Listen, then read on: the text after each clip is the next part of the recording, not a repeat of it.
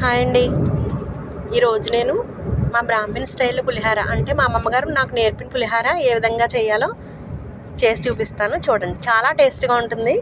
చూడండి, 1/2 kilo rice తీసుకుని బాగా కడుక్కుని తర్వాత తగినంత వాటర్ పోసి గిన్నెకి వెళ్తిగా పోసానండి. అంటే అన్నం వారుస్తాం కదా, దానికి సరిపడా వాటర్ పోసి మూత పెట్టాను. తర్వాత తగినంత చింతపండు తీసుకున్నాను.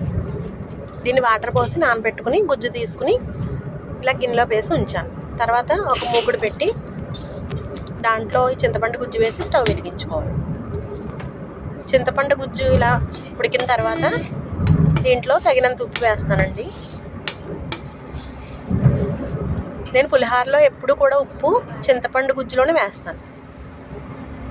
ఇలా వేసి బాగా కదపాలండి, లేకపోతే అడుగంటుతుంది.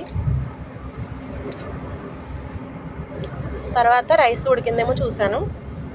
ఉడికిందండి. కొంచెం పలుకుండగానే రైస్ వార్చుకోవాలి. వార్చి చిన్న బేసిన్లోకి తీసుకోవాలి. తర్వాత పులిహోరకి కారం ఆడుకోవాలండి.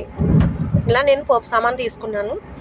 ఒక మూకుడు పెట్టి ఆయిల్ వేసి 1/2 స్పూన్ మినపప్పు, 10 ఎండుమిర్చి, 1/2 స్పూన్ ఆవాలు, 4 మెంతులు వేసి వేయించాను.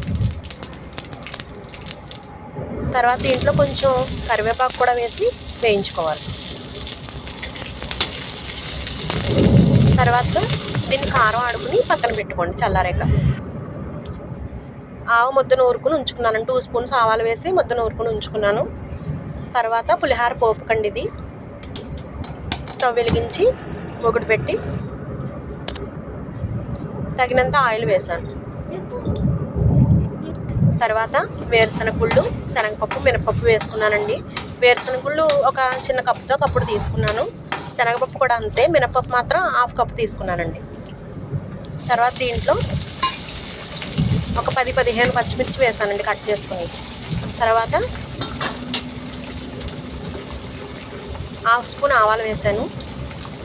1/2 స్పూన్ ఇంగు వేసానండి. తర్వాత బాగా కలిపాను.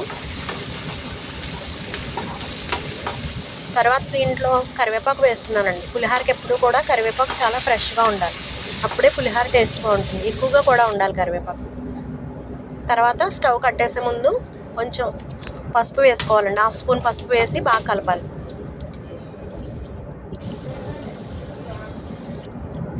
తర్వాత నేను రైస్ ఒక బేసిన్లోకి తీసుకుని చింతపండు గుజ్జు వేసానండి ముందు. తర్వాత కారం వేసాను. తర్వాత పులిహోర పోపును వేస్తున్నాను.